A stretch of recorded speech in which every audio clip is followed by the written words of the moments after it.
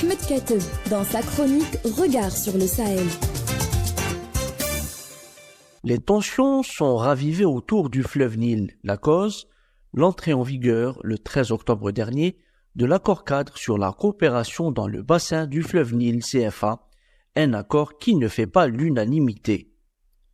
Ratifié par l'Éthiopie, l'Ouganda, le Rwanda, la Tanzanie, le Burundi et le Soudan du Sud, le CFA vise, je cite, à rectifier les déséquilibres historiques autour de l'accès aux eaux du Nil selon des sources éthiopiennes.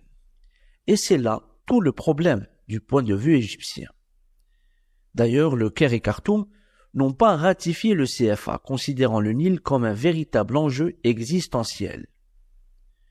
L'Égypte ne fera aucun compromis, a déclaré son ministre de l'Irrigation, Hani Sewilam. Son pays, qui dépend du Nil pour 97% de ses besoins en eau, connaît un stress hydrique permanent qui fragilise sa situation politique interne, mais aussi sa posture de puissance régionale.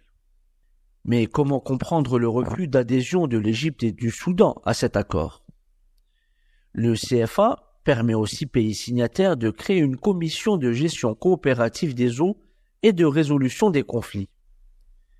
Reste qu'au-delà de cet aspect administratif, l'agrément leur permet de s'affranchir de la tutelle du Caire dans les affaires du Nil. Les pays de l'amont refusent ce qu'elles considèrent comme étant le diktat du Caire.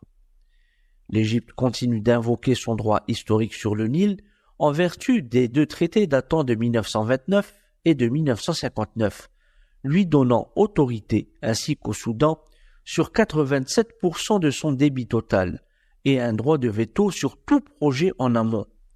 D'où les tensions actuelles entre elle et l'Éthiopie à propos du barrage de la Renaissance, Gerd. Ce dernier, construit entre 2011 et 2024, est le plus important ouvrage hydroélectrique d'Afrique, avec 1,8 km de large et 145 mètres de haut, censé produire 5000 mégawatts d'électricité. Un chantier pharaonique, son jeu de mots, qu'Addis Abeba n'a jamais soumis à l'approbation égyptienne. Aujourd'hui, le réservoir de 74 milliards de mètres cubes d'eau est entièrement rempli.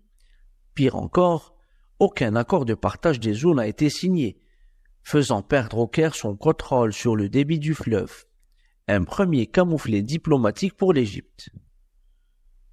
Le CFA constitue une seconde débâcle pour ce pays, estime Anna Elisa Kaskao, une chercheuse spécialisée sur le Nil.